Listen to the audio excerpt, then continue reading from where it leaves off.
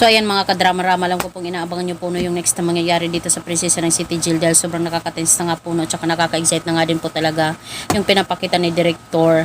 Ngayong papalapit na nga po yung pagtatapos ito na nasa revelation stage na nga po talaga tayo ng episode na to, at alam naman po natin mga kadrama na ngayon ay nagpanggap nga po talaga itong si Libby na talagang muntikan na siyang mamatay dahil nga po talaga sa pakikipaghiwalay ni Javier sa kanya.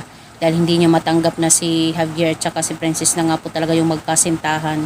At dahil nga po talaga ito mga kadrama ay napunta nga po talaga ito si Libby doon sa hospital. At alam naman po natin mga kadrama na ngayon na may bubulgar nga po talaga yung isang doktor dito nga po talaga sa kanyang lola na si Sonia, na hindi po siya anak ni Sir Raymond at Ma'am Charlene, Madam Sonia.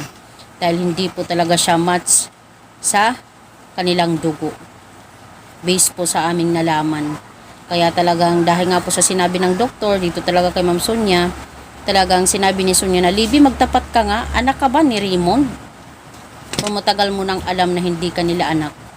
Diba? Dahil nga po talaga itong mga kadrama sa takot ni Libby magsabi ng katotohanan ay nagsinungaling pa rin talaga ito.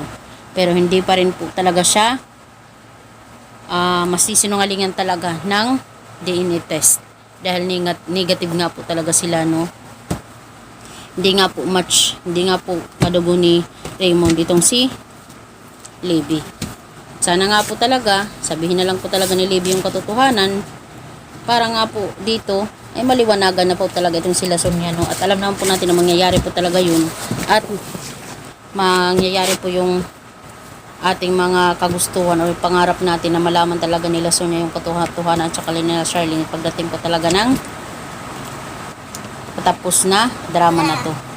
Kaya dahil nga po talaga dito mga kadrama, wala na po talagang magagawa itong si Libby, kundi tanggapin na lang talaga, no, yung katotohanan. Hindi talaga siya totoong apo. So abangan na lang po natin mga kadrama yung next na mangyayari dito sa Prinsesa ng City Jail. Huwag niyo pong kalimutan na i-like, i-share, at i-subscribe yung aking channel. Thank you so much for supporting.